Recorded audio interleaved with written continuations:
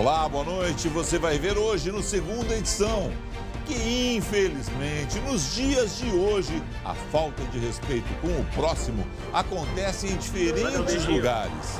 Na Serra, a polícia investiga crimes de tortura e injúria de 2 homens contra colega de trabalho surdo em supermercado. Aqui em Porto Alegre, sinais de covardia apontam para a causa da morte de 2 idosos em uma clínica geriátrica clandestina na Zona Sul, onde o dono já foi preso. E em tempos assim, nem o livro sagrado é consenso. Criação do Dia da Bíblia divide opiniões entre moradores de uma grande cidade do Rio Grande do Sul. O SBT Rio Grande, Segunda Edição, está no ar.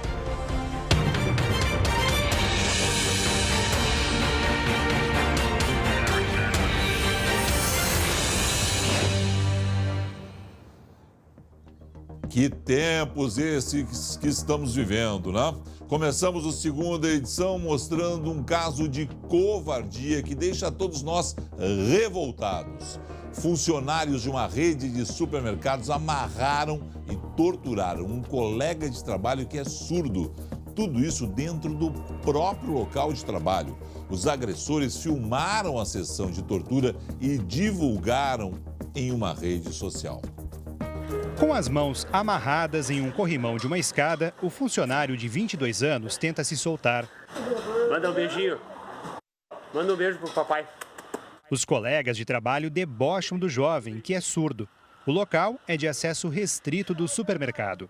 Um outro funcionário ri e faz movimentos bruscos para tentar soltar o rapaz. Deixa. Ele é o bagaço. Outros colegas passam pelo local, mas ignoram a cena. É um vagabundo mesmo, né? Ficar amarrado aí. O caso ocorreu nesta unidade que fica no bairro Nossa Senhora de Lourdes no dia 26 de setembro, justamente o Dia Nacional do Surdo. O jovem trabalha no supermercado há cerca de 5 anos. A polícia vai começar a ouvir os envolvidos nesta semana e trabalha com a possibilidade de 2 crimes: injúria racial e tortura. Primeiramente, a gente percebe, há de se confirmar no inquérito, né, o intenso sofrimento da vítima, certo? Isso causado por motivação de preconceito racial é caracterizado como tortura pela lei penal. Não precisa de muita instrução probatória, né? O vídeo já traz o mais importante. Então, agora é só identificar alguma testemunha e outra, então é um inquérito bastante rápido. O Grupo Andreassi expressou total repúdio aos atos e informa que já desligou os envolvidos do quadro de funcionários. A empresa disse ainda que está prestando todo o apoio ao colaborador e à família dele. Covardes, são uns covardes esses marmanjos, rapaz. Não pode ficar apenas na demissão, por sinal. Parabéns aos empresários que agiram rápido, mas a demissão é pouco para esses dois. Pessoas assim têm que ser excluídas da sociedade. Primeiro pelo círculo mais próximo, e eu espero que parentes e ex-amigos não estejam se solidarizando com esses seres desumanos, covardes, e os afastem do relacionamento diário. Uma outra questão é a justiça, tomara que sejam enquadrados em injúria racial, e mesmo que a lei brasileira, nesse caso, seja pouco, não dê praticamente nada, esses dois têm que se incomodar, sim, muito com a polícia e com o judiciário, para que nunca mais tenham a infeliz ideia de, eu ia dizer de Jerico, mas no mundo animal não há desrespeito assim. Os animais se respeitam entre eles. Tem que haver algum tipo de punição exemplar, para que ninguém tenha ideia de repetir as violências desse tipo contra portadores de necessidades especiais. Esses dois covardes têm que pagar. Uma tragédia em Sapiranga, na região metropolitana. Um bebê de 1 ano e 3 meses foi morto por um Rottweiler. O cachorro era da própria família. O ataque aconteceu quando a avó do bebê foi até o canil alimentar os cachorros. Um dos cães da raça Rottweiler escapou e invadiu a casa, que fica no bairro Santa Fé. A avó chegou a levantar a criança nos braços, mas o animal saltou e derrubou a mulher no chão. Depois, começou a morder a vítima. O menino foi levado às pressas para a emergência do hospital de Sapiranga. A criança estava ensanguentada, estava com sinais de muitas mordeduras, né? Então, por todo o corpo, na face, pescoço e demais órgãos. aonde que infelizmente já estava com ausência aí de sinais vitais e infelizmente não foi possível então fazer essa reanimação, trazer de volta essa vida aí. Que notícia triste, né? Todo cuidado é pouco quando você tem animais e crianças em casa. Começou hoje a greve dos trabalhadores da saúde da família aqui em Porto Alegre. 20 postos não tiveram atendimento. A paralisação vai até sexta-feira. Vamos à redação conversar com a Luciane Kuhlmann, que tem acompanhado esse caso nos últimos dias. Lu, boa noite. Boa noite, Felipe. Boa noite para o pessoal de casa. Pois é, mais um dia com problemas, né? Segunda-feira a gente teve 2 horas ali de paralisação. Ontem a gente teve um problema lá no posto Bom Jesus e hoje essa paralisação aí dos trabalhadores do Instituto Municipal de Estratégia da Saúde da Família, que vai ser extinto nos próximos dias por determinação da Justiça e é o motivo então desse protesto e dessa paralisação. Sem atendimento, Felipe, cerca de 100 mil moradores aqui da capital estão prejudicados. A alternativa que foi proposta pela Prefeitura para a extinção, né, desse instituto é repassar a gestão das unidades de saúde da família para organizações sem fins lucrativos. Só que, claro, os trabalhadores são contra. É uma novela aí que tem uma série de capítulos, né? Estava na Justiça há muitos anos, desde 2011, e acabou então pela decisão da extinção. Só que aí cerca de 1.800 funcionários devem ser demitidos. Ou seja, por isso esse protesto. Lembrando, então, nesse caso, você já disse, deixou bem claro, mas só reforçando, né? O último grau da Justiça brasileira. STF. Supremo Tribunal Federal já definiu, né, que não tem como seguir o trabalho do IMESF em Porto Alegre. A Prefeitura tem que ter uma outra solução. E era fruto, Felipe, de uma ação exatamente até das próprias entidades sindicais que lá na época não concordavam que existisse um instituto e que contratasse assim de forma emergencial. Tiro saiu pela culatra. Sem um concurso. Só que exatamente, saiu pela culatra. Extinção, então, do Instituto, Prefeitura quer passar, então, a gestão para organizações sem fins lucrativos. E aí, enquanto segue o impasse, a gente segue, então, com postos fechados e muitos outros operando de maneira parcial. Por quê? Porque praticamente a metade dos postos aqui da capital, 77, eles são com atendimento exclusivo desses profissionais da saúde da família. E nos outros, a gente tem um ou outro funcionário que é do Instituto. Perfeito, Lu. É a população ficando mais uma vez, né, de marisco entre o rochedo e o mar. Você vai acompanhar agora uma outra reportagem da Luciane Kuhlmann, né? A polícia realizou uma operação para resgatar idosos de uma clínica geriátrica clandestina na zona sul de Porto Alegre. O dono do local foi preso após 2 mortes suspeitas que ocorreram desde o final de semana. Uma casa de horrores. Neste imóvel localizado no bairro Ipanema, zona sul de Porto Alegre, estavam cerca de 19 pacientes. A maioria com problemas graves de saúde. Alguns amarrados, outros com ferimentos. Abrigados em uma casa totalmente insalubre. Infelizmente, o ser humano ele vem para cá numa condição de extrema vulnerabilidade, ele está pagando por esse serviço e sendo maltratado de uma forma desumana. Nessas 2 mesas aqui, a gente tem o setor administrativo, vamos dizer assim, e a farmácia aqui da casa. E olha só como os medicamentos estão guardados, armazenados e organizados de uma forma totalmente inapropriada. A polícia recebeu denúncias sobre a clínica clandestina após a morte de 2 pacientes nos últimos dias. Em uma operação conjunta, a Delegacia do Idoso e órgãos da Prefeitura de Porto Alegre interditaram o local na tarde desta quarta-feira. Um dos proprietários foi preso em flagrante por maus tratos e cárcere privado. Nós estivemos aqui durante a noite, o proprietário não estava um cuidador contratado para passar a noite. A situação era péssima, muito pior do que está agora. Nós temos idosos aqui contidos, amarrados, sem nenhum tipo de prescrição médica para esse tipo de atitude. Os pacientes passaram por uma avaliação de saúde e foram removidos do local. Estamos prontos ali com o Hospital Vila Nova, onde eles serão recebidos. A FASC está fazendo um levantamento agora, meus assistentes e psicólogos, temos muitos idosos aqui com problemas mentais para que a gente possa fazer o encaminhamento correto.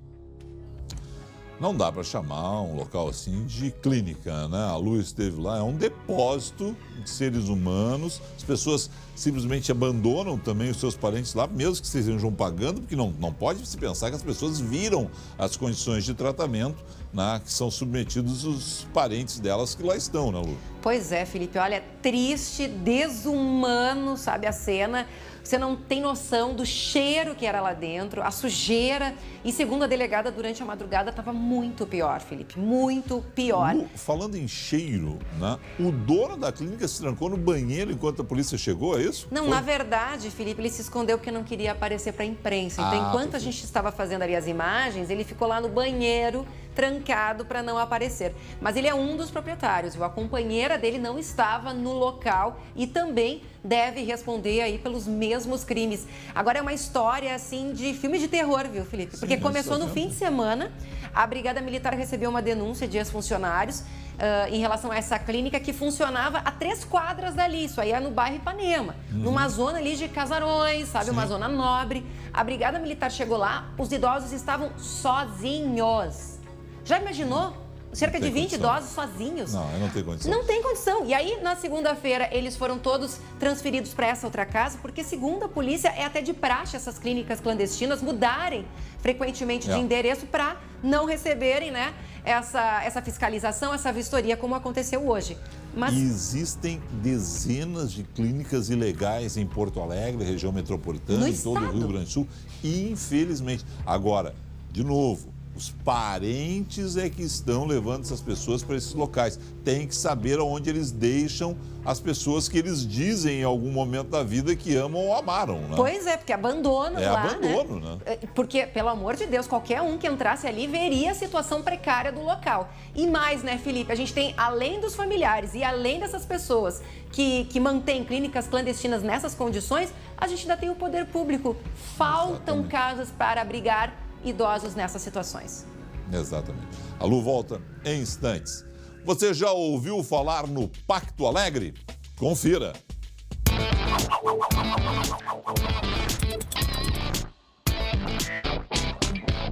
O Pacto Alegre conta hoje com a dupla Grenal e outras 81 entidades, representantes dos trabalhadores, empresários, universitários, poder público.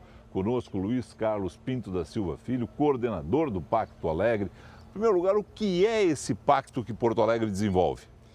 O pacto é um movimento que une as melhores forças da cidade, né, em prol da gente poder transformar de forma colaborativa e mais rápida a nossa cidade através da inovação, né? Uma inovação que tem sentido no sentido de melhorar a vida das pessoas. Quais são os grandes desafios que vocês colocaram para o Pacto Alegre?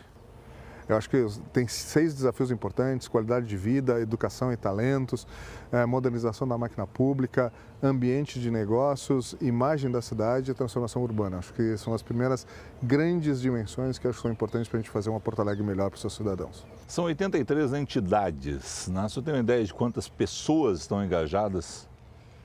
Olha, eu acho que a gente tem muito mais de 1.000 pessoas engajadas nos diversos projetos do Pacto e a tendência é que isso cada vez cresça mais. A gente tem muitos voluntários querendo trabalhar em projetos do Pacto, mas a gente tem tentado fazer esse crescimento de uma forma sustentada, entregando resultados, né, para que não seja aquela velha questão de que a gente anuncia sem fazer. A gente tem tido toda uma preocupação de criar uma rota para o próprio Pacto que seja muito pragmática, muito de ver, fazer, corrigir e experimentar, acho que essas novas, né, capacidades que a gente tem aí dentro dessa interlocução que a gente começa a estabelecer para a cidade. O Pacto tem menos de um ano formalmente. Exatamente. A gente foi fundado em novembro de 2018. Vocês imaginavam que já estariam nesse ponto agora? Olha, a gente tinha uma expectativa de que as coisas fossem rápidas, mas eu confesso que o ritmo tem sido alucinante, né? Ou seja, a geração dos desafios depois dos projetos, o início de cada um desses projetos e a mesa nos indicou, comecem os 24, eles gostaram tanto, o que teve menos aprovação, digamos, dessas 80 entidades da mesa, foi um projeto que teve 80% de aprovação. Professor, se tiver que eleger um projeto, onde é que o telespectador do SBT pode olhar e já ver resultados? Eu acho que com certeza o que dá mais prazer hoje é o Porto Cervejeiro, né? Nesse sábado lá, visitar o 4º Distrito e aproveitar para olhar um pouquinho as transformações que a gente está fazendo ali em torno do NAU, da Fábrica do Futuro. A gente começa a perceber a mudança que a cidade está começando a sentir. Mas tem muitos outros que vêm por aí, eu acho que a gente vai ter algumas oportunidades de conversar juntos sobre isso. E mais do que isso, né? Para cada cidadão de Porto Alegre, o pacto é de cada um de vocês, né? Então, tudo que vocês tiverem de interesse, por favor, né? Se candidatem, se protagonizem. Nós vamos ter um conjunto de hackathons aí para limpeza urbana, dados abertos, né? A gente está trabalhando muito nessa questão de trazer facilidades para o cidadão, para ele se relacionar com o poder público. Eu acho que vai ter muita coisa bacana aí que vai acontecer e que as pessoas vão poder experienciar no seu dia a dia mesmo. Professor, parabéns, sucesso. Muito obrigado, né, por ajudar a divulgar essa iniciativa tão importante para a nossa cidade. Tamo juntos.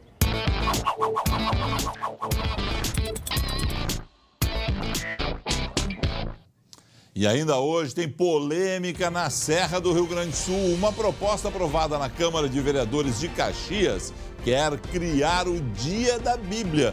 Mas a decisão divide as opiniões da população.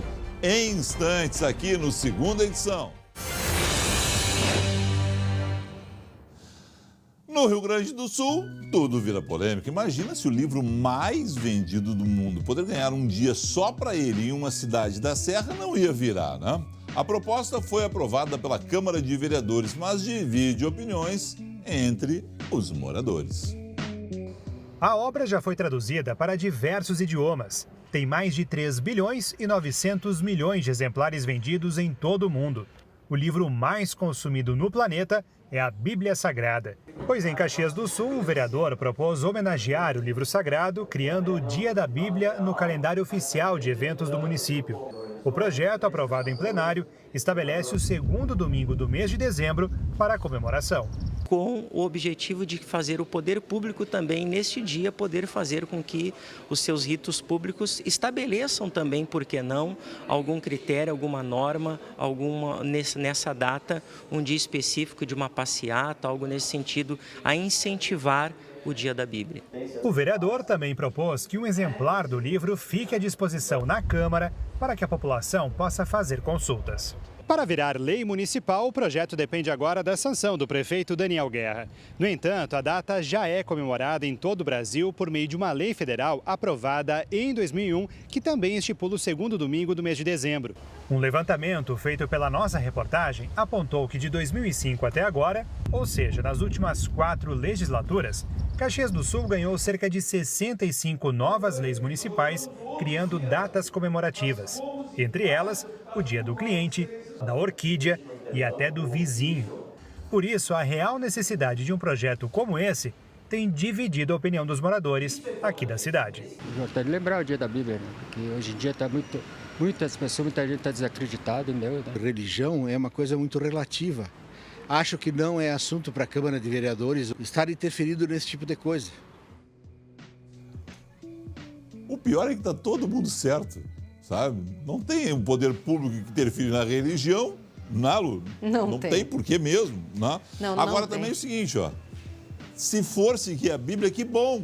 Começando pelos políticos brasileiros. Diz lá na Bíblia, Lu, não roubarás, viu? E tá difícil, viu, de seguir esse mandamento. E outra, né, Felipe? Se for levar ao pé da letra, a gente tem que ter o dia da Bíblia, do Alcorão, do Evangelho, da doutrina espírita, porque o país é plural, né? Não, mas, aqui, ó, mas é simples. Eu só quero resumir nisso, tá?